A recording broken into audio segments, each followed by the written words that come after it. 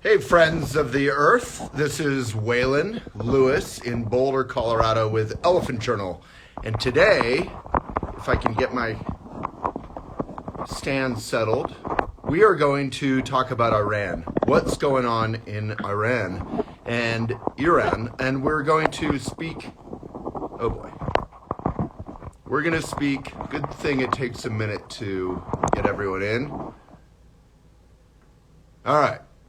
We're going to speak with a young woman in Iran, an activist, and actually hear from someone there how we can help, what the heck is going on. A big way we can help, obviously, is to share awareness, to share a story, to share this conversation we're about to have. So let me see. We're going to focus on human rights. And the next 3 days, people are on strike and protesting night and day in the streets. Her name is Hedieh Safiari. Excuse my lack of pronunciation there. And so this is good timing, she says. So Elephant, part of our mission is to be helpful to the whole world, to everybody. And if Hedieh sees this, just request to join and you will be in. You can also comment and I will see your message and invite you if I can. Anything short of that, I think I will just share something mindful and helpful while we wait. How's that? So the elections just happened. In the US, I had a pretty kind of humbling conversation with a multi-millionaire friend of mine. Really amazing guy I've admired for a long time. I saw him in a cafe a day or two after the elections here. We're in Boulder, Colorado, the land of liberals who love to tax themselves for parks and libraries and good things. And I said to him, wow, that election went better than we thought. We actually defeated most of the election deniers. We have safe democracy.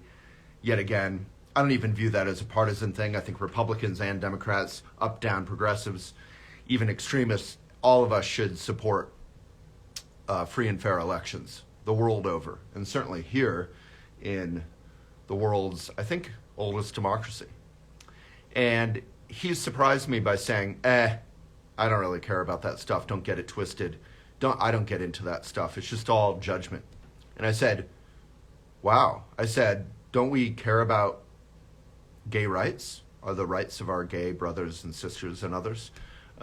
This week, the Democratic Senate is rushing to codify gay marriage, the right for LGBTQ plus marriage to happen. And he didn't really seem impressed by that notion.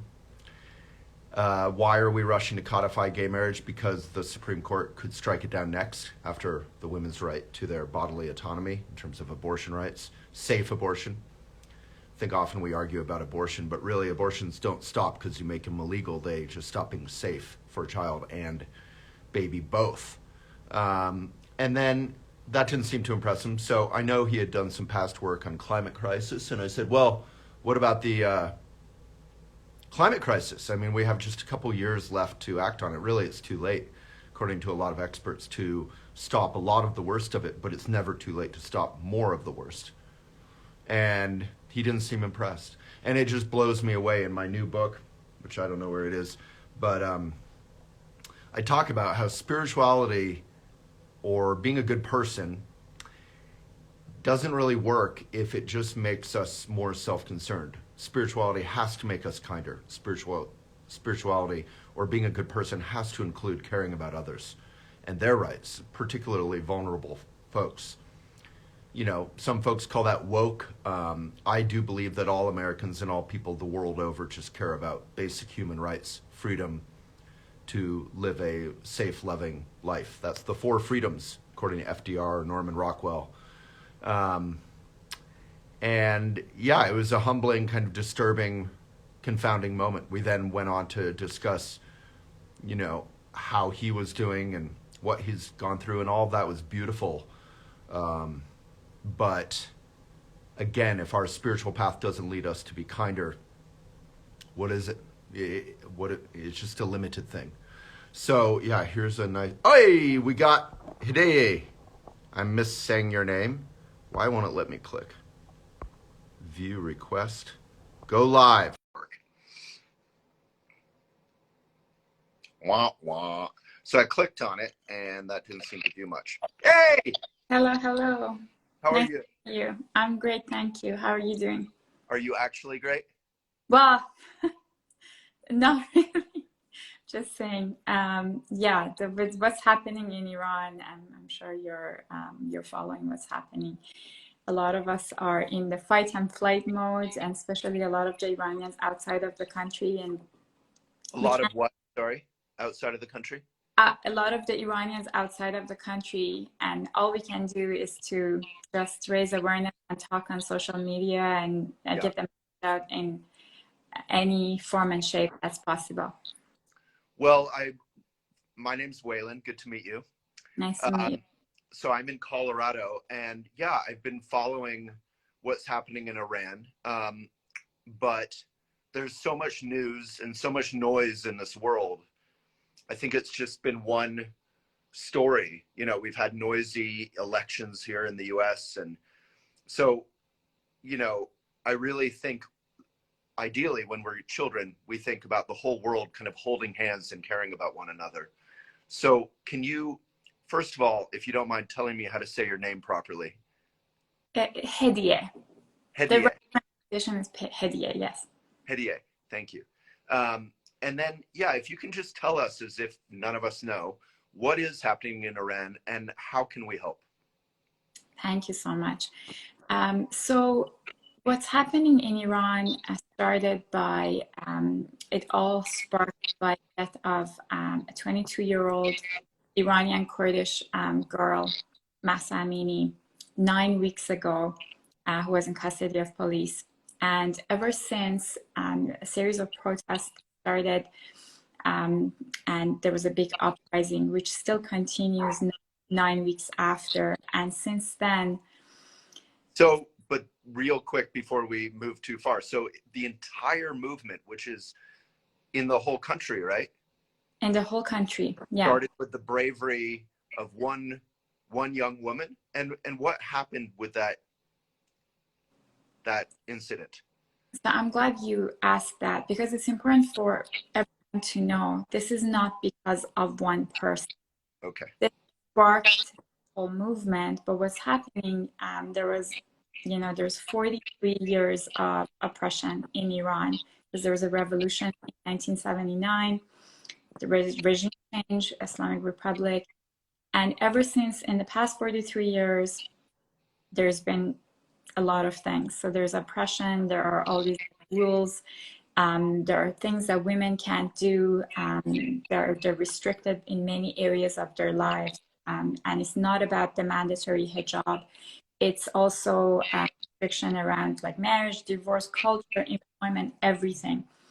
And this is one of the largest women-led movement in the world because women have been oppressed for so long, for 43 years. Yeah, in America, we've all seen these photos of women, Iranian women before 1979, walking around, going to university, wearing, whatever they wanted.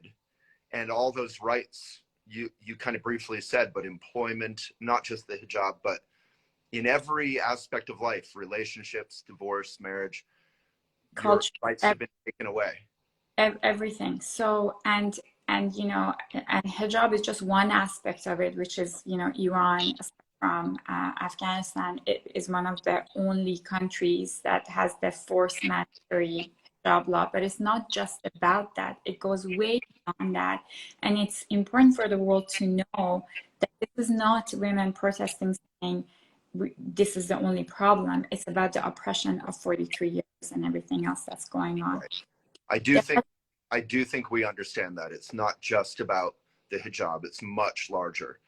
Much larger than that. There has been other protests in the past 43 years that it didn't last this long, and and this is the longest lasting protest as we enter the 9th week. And what's happening right now as we speak, there's a 3-day strike that's going on, which marks the anniversary of Bloody November that happened in 2019. And it was one of the larger, it was a massacre, like thousands of people were. And so right now, as you know, as we enter the anniversary of Bloody November, the people of Iran nationwide are on strike for 3 days, and today marks the 3rd day that everyone are on the streets protesting. All the markets, shops, everything is on strike nationwide across the country. Everything is shut down, and everyone are on the streets. Everyone is what? Everyone are on the streets protesting, and this is the 3rd day consecutively in a row. 9th day, people are protesting, you know, asking for justice and freedom. In America, where we're quite proud of our democracy, a lot of us can't be bothered to vote. A lot of us can't be bothered to protest. You all are protesting despite very real threats. Like, can you tell us, you know, what the danger is in terms of people who have been protesting in Iran? Absolutely. So, so right now, as we speak, 15,000 people are arrested and imprisoned. 15,000 people. 15,000 people, and over 28 reported people who have died, but we know there's way more than that, and including 50 children. And the number keeps growing, and we don't have the correct numbers, obviously, what we know. And the people that are arrested, the parliament just voted last week. 227 out of 290 people of the country's parliament voted for the penalty for the people that are arrested. So everyone are pleading the world to hear their voice for these innocent people that are protesting peacefully and asking for freedom, for their basic human rights, right? Which is a lot of things: freedom of choice, freedom of speech, freedom to live, freedom for their beliefs, whatever that might be.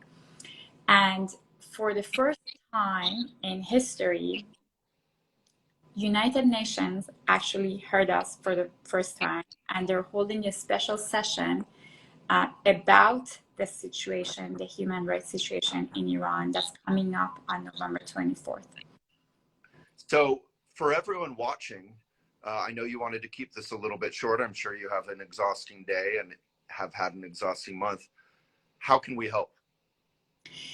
So, and thank you for this opportunity. You know, we want more and more people around the world to hear stories of these innocent people and be our voice. And people keep saying, "Be our voice, be our voice." And what that means is the name Mahsa Amini, it has become a code word, right? It's like a hashtag that everyone uses for the world, for the world to hear us. Who turned out to be the spark for this national protest. Exactly. So that's the code word. And there are other hashtags. So the hashtag Mahsa Amini, Woman, Life, Freedom, another slogan that's being used. And we're asking the world and everyone who believe in human rights, who believe in helping other humans, to raise awareness and be the voice of Iranians.